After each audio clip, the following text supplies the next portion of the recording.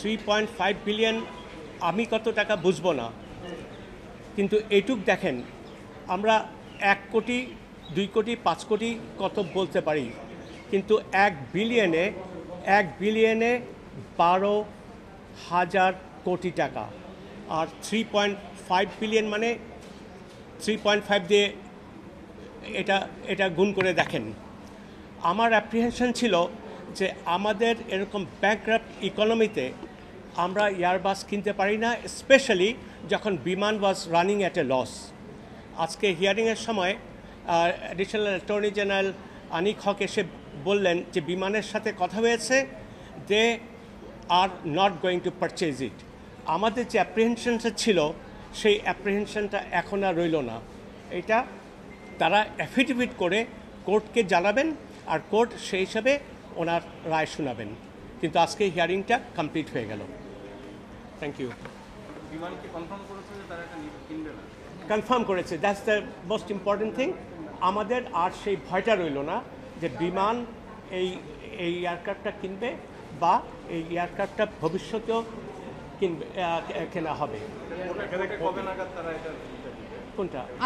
আজকেই করে দেবে। আজকে পারমিশন সিক করেছে, ওই পারমিশন এফিডেভিটটা শেয়ার করার জন্য।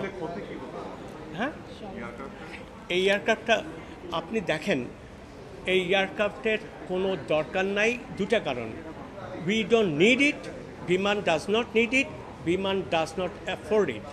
এই টাকাটা কোত্থেকে আসতো? এটা তো মিনিস্ট্রি অফ ফিনান্সকে অ্যারেঞ্জ করে দিতে হতো। আর এই টাকাটা কোথা থেকে যাবে? আমাদের ন্যাশনাল এক্সচেকার থেকে, যদি এই এগ্রিমেন্টটা প্রসিড করতো। এগ্রিমেন্ট অবশ্য সই করার কথা জুলাই মাসে। আপনারা জানেন আমাদের তদানীন্তন প্রাইম মিনিস্টার বলেছিলেন আমাদের ফ্রান্সে যাওয়ার যে ট্রিপটা ওটা ক্যান্সেল করে দিলাম দেশের এই পরিস্থিতিতে। এটাও আপনারা সবাই জানেন। কাজেই আমার অ্যাপ্রিহেনশন ছিল যদি বিমান এভাবে প্রসিড করে তাহলে তো দেশের ক্ষতি। এই টাকাটা কে দেবে? একটু আগে বললাম 3.5 বিলিয়ন, অথচ আমরা ওয়ার্ল্ড ব্যাংক থেকে 2 বিলিয়ন নিয়ে আসতেছি। আর ওরা দিচ্ছে কেন?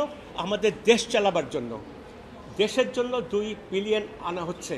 কিন্তু আলটিমেটলি 2 বছর হোক 18 মাস হোক, এরপরে ফিউচারে আমাদের জনগণকে ওই টাকাটা ফেরত দিতে হবে। This is a loan, not a charity from world bank to Bangladesh.